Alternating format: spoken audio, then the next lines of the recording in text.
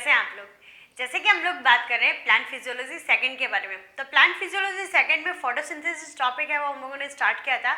Photosynthesis में हम लोग ये देखने वाले हैं कि जिन जिन बच्चों की हॉबीज़ है वो कुकिंग में है, उसको इन चैप्टर में बहुत ही ज़्यादा इंटरेस्ट आने वाला है, क्योंकि हम लोगों ने जो कल रॉ मटेरियल था उसके बारे में डिस्कस कर लिया था। आज हम डिस्कस करने वाले हैं कुकर और कढ़ाई के बारे में, कि हम भाई कौन सा वाला कुकर या कौन सी वाली कढ़ाई लेके हम स्वादिष्ट सी सब्जी है वो तैयार करने वाले हैं। ठीक है, तो आज हम लोग बात करने वाले हैं साइट ऑफ फोटोसिंथेसिस की, मतलब कि जो सारा का सारा रॉ मटेरियल आ रहा है वो सारा का सारा रॉ मटेरियल पकेगा किस में, तैयार किस में होगा, हमारे लिए फूड है उसका फॉर्मेशन है वो कहाँ पे होगा। तो आप लोगों को सबको ही ध्यान में, क्योंकि आप सेल बायोलॉजी है वो पढ़ के आए हुए हैं। सेल बायोलॉजी में आप लोगों ने एक टर्म सुनी हुई है क्लोरोप्लास्ट। क्लोरोप्लास्ट होता है उसी में क्लोरोफिल्स पाए जाते हैं। तो क्लोरोप्लास्ट है वो सिर्फ और सिर्फ प्लांट सेल्स में पाए जाते हैं, उसके अलावा पाए जाते हैं नीलहरी शैवाल, जिनको ब्लू ग्रीन एल्गी भी कहते हैं, साइनोबैक्टीरिया भी कहते हैं। तो उनमें ये क्लोरोप्लास्ट है वो प्रेजेंट होते हैं। उसके अलावा हम लोगों ने प्रोटिस्टा में भी देखे थे, वहाँ पे भी ये सब पाए जा रहे थे। ठीक है, और आप लोगों से रिक्वेस्ट है कि जो भी अपने ये वीडियोस देख रहे हैं वो वीडियोस को यदि सब्सक्राइब नहीं किया मेरे चैनल को तो वो चैनल है वो सब्सक्राइब कर लीजिए।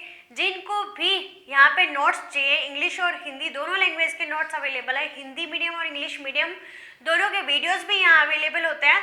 तो आप लोग बोर्ड की इमेजेस हो गई, नोट्स हो गए, या आपके जो क्वेश्चन पेपर्स रहेंगे वो आपको टेलीग्राम पे मिलते हैं। टेलीग्राम पे लिंक है जो मैंने आपको डिस्क्रिप्शन में दिए रखा है, तो वहाँ जाके चैनल सब्सक्राइब कर सकते हैं। और यदि आपको लगे कि स्टडी मटेरियल है वो आप लोगों के काम का है, आप लोगों को यूज़फुल लग रहा है, आप लोगों को हेल्पफुल लग रहा है, तो आप अपने फ्रेंड्स के साथ भी शेयर कर सकते हैं। ठीक है, तो यहाँ पे हम बात करते हैं क्लोरोप्लास्ट के बारे में। तो क्लोरोप्लास्ट की संरचना है वो आप लोगों ने देखी भी है। क्लोरोप्लास्ट के स्ट्रक्चर में यहाँ पे देखिए, ये स्ट्रक्चर है वो मैंने एक फॉर्मल स्ट्रक्चर बनाई है। फॉर्मल स्ट्रक्चर इसलिए बोल रही हूँ क्योंकि हम बात करें कि यदि क्लोरोप्लास्ट की हम एकदम डीपली स्टडी, मतलब सिर्फ क्लोरोप्लास्ट की स्टडी कर रहे हैं, तो वो हम करेंगे सेल बायोलॉजी में। लेकिन यहाँ पे हमें किसकी स्टडी करनी है कि भाई फोटोसिंथेसिस में प्रोसेसिंग चल कहाँ रही है, हो कहाँ रही है, और नॉर्मल अपने को नाम सारे ध्यान में होने चाहिए। तो आपको यही एक रफली डायग्राम है वो ड्रॉ करना है क्लोरोप्लास्ट का।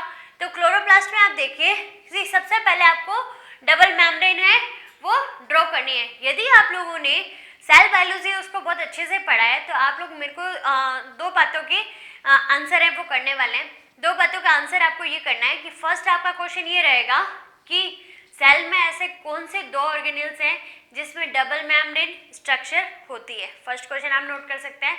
और सेकंड क्वेश्चन मेरा ये है कि जो डबल मेम्ब्रेन स्ट्रक्चर है या जो हमारे सेल ऑर्गेनेल्स हैं उनके ऊपर जो मेम्ब्रेन होती है वो बनी हुई किसकी होती है। ठीक है, तो आप मेरे को इन सब चीज़ों का आंसर है वो करेंगे कमेंट सेक्शन में, इफ़ आपका मूड हो तो। ठीक है, मैं प्रेशर नहीं करूँगी आप लोगों पे। ठीक है, यहाँ पे हम बात करें कि ये डबल मेम्ब्रेन स्ट्रक्चर होती है। ठीक है भाई, डबल मेम्ब्रेन दिख रहा है। पहले डायग्राम समझा देती हूँ, फिर थ्योरी समझने के लिए आपको ईजी रहेगा। मैं कहती हूँ कि सारे के सारे जितनी भी बायोलॉजी की थ्योरी है वो डायग्राम पे बेस्ट है। यदि डायग्राम आपके बहुत अच्छे हैं, क्योंकि एक बार ऐसा हुआ था कि जब मैंने 10th बोर्ड के एग्ज़ाम दिए थे तो उस टाइम मैं आसाम घूमने के लिए गई थी, और मैं वहीं से वापस जब आ रही थी तो भाई कोई भैया मिल गए और बातूनी में थी, और तो मैं उनसे बातें लगी। तो चंडीगढ़ के भैया थे, तो उनसे बात करते करते उन्होंने पूछा कि भाई आप सब्जेक्ट कौन सा लेने वाले हो। ठीक है, तो उन्होंने मेरे से पूछा तो मेरे सीधा ही मुँह से यूँ निकला कि भाई मैं आर्ट्स लेने वाली हूँ, आर्ट्स में भी ड्राइंग लेना पसंद करूँगी। तो बोला ड्राइंग क्यों? तो मैंने कहा मेरी ड्राइंग अच्छी है, पेंटिंग वेंटिंग अच्छी कर लेती हूँ। उस टाइम 9th 10th में बड़ा क्रेज़ था मेरे को पेंटिंग वगैरह करने का। ठीक है, उसके बाद में उन्होंने मेरा पूरा ही ट्रैक चेंज कर दिया। उन्होंने कहा कि पेंटिंग अच्छी लगती है तो कोई नहीं, तुम बायो ले लो, बायोलॉजी में भी तुम्हें फाइल बनानी है, सुंदर सुंदर डायग्राम बनाने, और सुंदर सुंदर डायग्राम की जगह मेरे को क्या मिला, यहाँ रंगोलियाँ मांडने ये बनाने पड़ रहे हैं। ठीक है, तो यहाँ पे आपकी यदि डायग्राम्स बहुत अच्छे होंगे तो आपकी थ्योरी है उसमें कोई भी प्रॉब्लम नहीं आने वाली। आप अभी देखेंगे बाकायदा ये पूरी की पूरी थ्योरी है वो इस डायग्राम में मिल जाएगी आपको। ठीक है, तो मतलब उन्होंने मेरा ट्रैक चेंज किया था, मेरे को आर्ट स्ट्रीम से साइंस स्ट्रीम में लेके आए थे। ठीक है, तो यहाँ पे देखिए आप, ये जो डबल मेम्ब्रेन स्ट्रक्चर है, आउटर लेयर और इनर लेयर।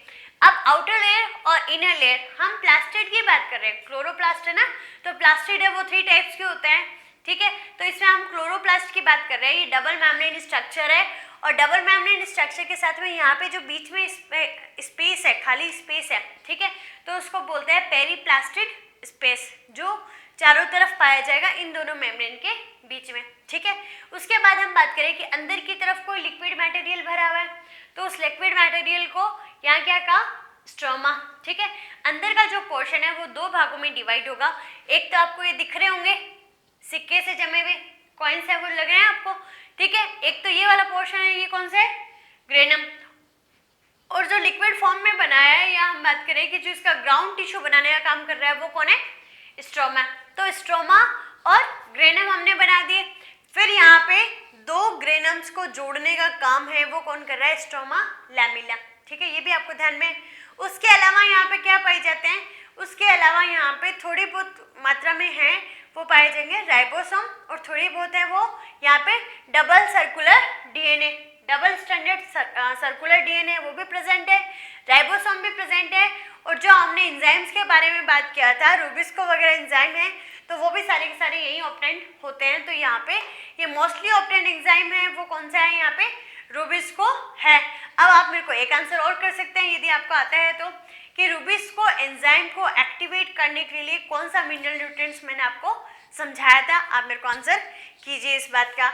मतलब ऐसे बात करते हुए मेरे को लग रहा है कि मेरे को एक दिन लाइव लेक्चर है वो आपको लेना पड़ेगा। देखती हूँ, शायद मूड बनाती हूँ एक दिन लाइव लेक्चर लेने का, ठीक है। तो यहाँ पे देखिए कि ये आपको समझ में आ गया, ग्रेनम आपको समझ में आ गया। आप ग्रेनम में कह रही हूँ ना कि ये कॉइन्स जैसे स्ट्रक्चर है, ये पर्टिकुलर एक कॉइन जो फ्लिटेंट स्ट्रक्चर होगी, यहाँ पे इसको हम क्या बोलते हैं, थाइलेकोइड्स। और थाइलॉइड के ऊपर आपको पिंक पिंक कलर के राउंड राउंड स्मॉल राउंडेड यहाँ पे गोले दिखाई दे रहे हैं, इनको क्या बोलते हैं, क्वांटासोम्स। सबसे ज्यादा इंपॉर्टेंट है, क्वांटासोम्स में ही क्या होते हैं, 230 पिगमेंट मॉलिक्यूल होते हैं। पिगमेंट मॉलिक्यूल बोले तो क्लोरोफिल वगैरह है, वो सारे के सारे कैरोटीनॉइड्स वगैरह ये किस में होंगे, यहाँ पे क्वांटासोम्स में ही होंगे। और कितने होंगे, 230। फेमस क्वेश्चन है, बहुत बार ही पूछा जाता है। 230 पिगमेंट मॉलिक्यूल्स है वो यहाँ पे प्रेजेंट है क्वांटासोम्स के अंदर। क्वांटासोम्स को यूनिट ऑफ थाइलेकोइड्स पे बोल रहे हैं कि भाई बहुत सारी ये थी, इसमें हम यूनिट ऑफ इसको थाइलेकोइड्स को बोल दिए, यूनिट ऑफ थाइलेकोइड्स बोल दिए क्वांटासोम को।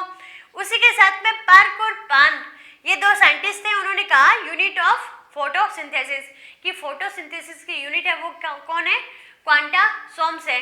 भाई साइंटिस्ट के नाम बड़े अच्छे हैं यहाँ पे, पार्क और पान, ठीक है। मतलब कि नाइट का टाइम हो, खाना वाना बढ़िया खा लिया हो, शादियों में खाना खाया तो और भी बढ़िया है, उसके बाद में बढ़िया से पार्क में घूमने चले जाओ, पान मिल जाए तो और ही अच्छा, ठीक है। तो यहाँ पे ये दोनों साइंटिस्ट के नाम आपको ध्यान में रखना है, पार्क और पान। तो यहाँ पे आपको ये डायग्राम है वो समझ में आ गया। एक बार थ्योरी के साथ में और समझा दूंगी आपको, किसी को नहीं समझ में आया है तो वापस समझा देती हूँ।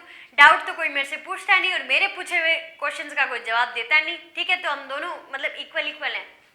तो यहाँ देखिए साइज की बात करें तो इसकी लेंथ कितनी है, 5 to 10 म्यूमीटर, और वेट की बात करें 2.4 म्यूमीटर। तो ये आपको ध्यान में रखने की जरूरत नहीं है, ये सेल बायोलॉजी वालों के लिए जरूरी है, ठीक है। फिर इसकी शेप ध्यान में रखनी है, लेंस शेप यहाँ पे ये स्ट्रक्चर होती है लेंस के जैसी, और रिबन लाइक स्ट्रक्चर भी इसको बोल सकते हैं। फिर हम बोलते हैं कि ये प्रेजेंट कहाँ होते हैं, ये पाए कहाँ जाते हैं, तो जितने भी प्लांट के ग्रीन पोर्शन है या हम बोले मेसोफिल सेल्स है उसके अंदर क्लोरोप्लास्ट है वो प्रेजेंट होते हैं, ठीक है। तो मेसोफिल सेल्स ऑफ लीव्स लिखा है, बाकी ग्रीन जो हल्के फुल्के पार्ट्स हैं उनमें भी आप बोल सकते हैं। फिर हम नंबर की बात करें, हम बोल रहे हैं भाई मेसोफिल सेल्स में प्रेजेंट है, और नॉर्मली कितने प्रेजेंट होंगे, नॉर्मली होंगे 20 से 40 पर सेल, ठीक है। उसके अलावा जो सबसे कम जिसमें होता है वो होता है क्लेमाइडोमोनास। क्लेमाइडोमोनास एक हमारे एल्गी है जिसमें 1 पर सेल, मतलब सिर्फ एक सेल में एक ही क्लोरोप्लास्ट है वो प्रेजेंट होता है, ठीक है। फिर हम बात करते हैं स्ट्रक्चर के बारे में। तो स्ट्रक्चर में सबसे बाहर क्या दिख रहा है हमें, डबल मेम्ब्रेन स्ट्रक्चर दिख रही है। तो यहाँ पे डबल मेम्ब्रेन बाउंड लिखा है मैंने कि दो मेम्ब्रेन है वो इसको कवर करके रख रही है। मेड अप ऑफ लिपोप्रोटीन, एक आंसर तो मैंने यही बता दिया कि भाई ये किसकी बनी हुई है, लिपिड और प्रोटीन की बनी हुई है। लेस परमिएबल होती है, मतलब बहुत ही कम मात्रा में क्या होगी वो परमिएबल होगी, ठीक है। पेरीप्लास्टिड स्पेस प्रेजेंट, इसके बीच का जो स्पेस है उसको क्या बोलते हैं, पेरीप्लास्टिड स्पेस, पेरी अराउंड चारों तरफ, ठीक है।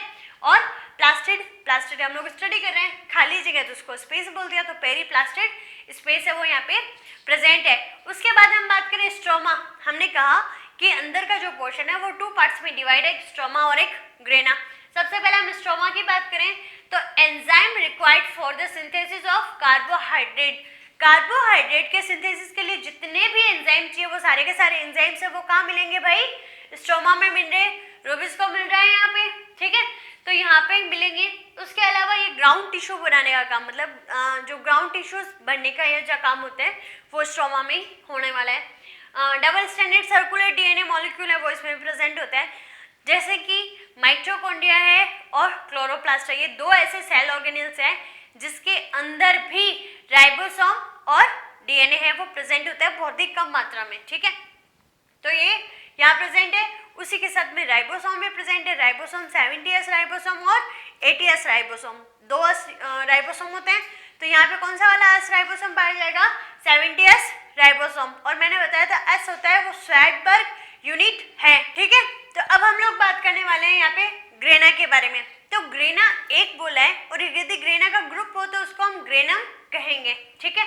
तो flattened membranous sac called thylakoid, मतलब फ्लैटेंड मेम्ब्रेनस स्ट्रक्चर, मतलब एक छोटी सी चपटी एक स्ट्रक्चर है उसको हम क्या कह रहे हैं, थाइलेकोइड्स कह रहे हैं, और थाइलेकोइड्स है वो arranged in sacs like a piles of coins, coins का जो ढेर होता है, कॉइन्स का जो मतलब ऐसे कॉइन्स है वो जमाए हुए हैं सारे, उस अरेंजमेंट में हो उसको हम क्या कहेंगे, ग्रेना कहेंगे। उसके बाद में बोलते हैं कनेक्शन बिटवीन ग्रेना, 2 ग्रेनाज है उनके बीच में जो कनेक्शन बनाने का काम है वो किसका है, स्ट्रोमा लेमिला का, तो ये भी हमने डायग्राम में देख लिया। उसके बाद हम बात करते हैं थाइलेकोइड हैज ल्यूमेन, इसके अंदर ल्यूमेन, ल्यूमेन मतलब होता है खाली कैविटी वाला जो पोर्शन होता है, ल्यूमेन पोर्शन प्रेजेंट है, उसमें क्या है यहाँ पे, it also contain pigments like chlorophyll, chlorophyll pigments है वो कहाँ है, यहाँ थाइलेकोइड्स के पोर्शन में प्रेजेंट है, तो ये आपको ध्यान में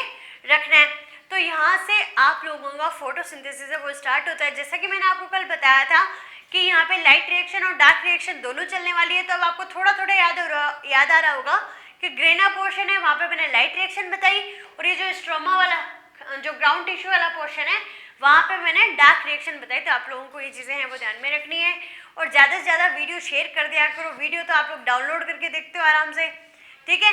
तो यहाँ पे आप लोगों को यदि स्टडी मटेरियल अच्छा मिल रहा है तो किसी और को भी तो फायदा पहुँचा सकते हो ना। तो खुश रहिए, मुस्कुराते रहिए और घर पे सुरक्षित रहिए। Thank you.